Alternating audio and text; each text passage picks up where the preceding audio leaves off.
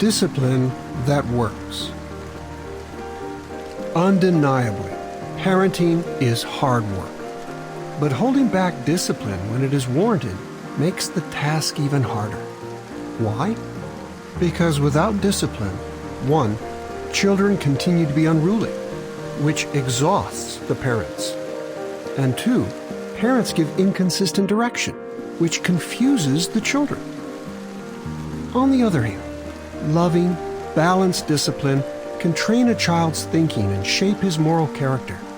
It also helps children feel secure as they grow to responsible adulthood. But where can you find reliable guidance for disciplining your children? The value of Bible principles. The Bible is far more than a mere parenting manual.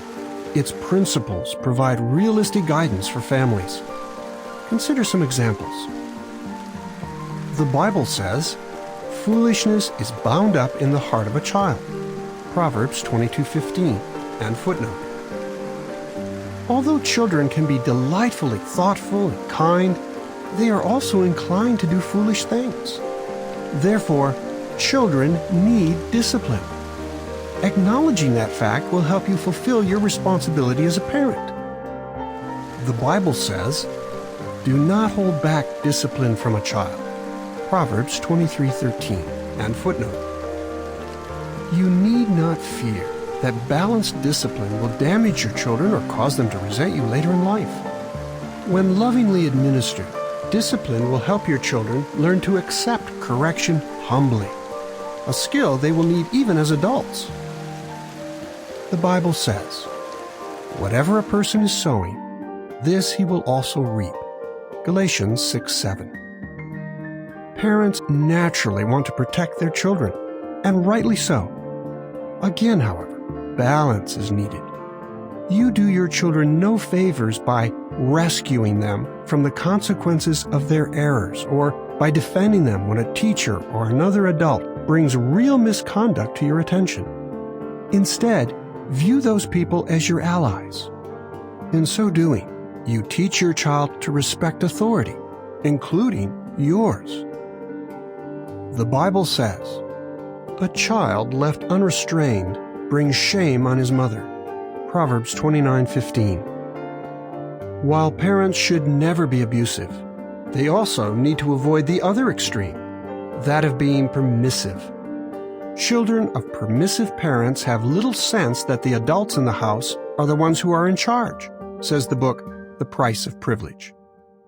If you do not assume your authority, your child may well assume that he is at the helm. Inevitably, he will make unwise choices that will cause him and you grief. The Bible says, "A man will stick to his wife, and the two will be one flesh." Matthew 19:5. According to the Bible, a man and woman should be married before children are conceived, and should still be together after the children are grown and gone. In that sense, you are a spouse first, a parent second. If your priorities are reversed, however, your child could come to think more of himself than it is necessary to think. Romans 12:3. A child-centered family also weakens the marriage relationship. Help for parents.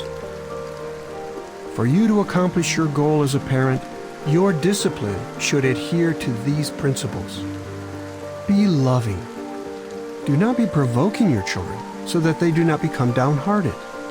Colossians 3:21, and footnote. Be consistent. Let your word yes mean yes, your no, no. Matthew 5:37.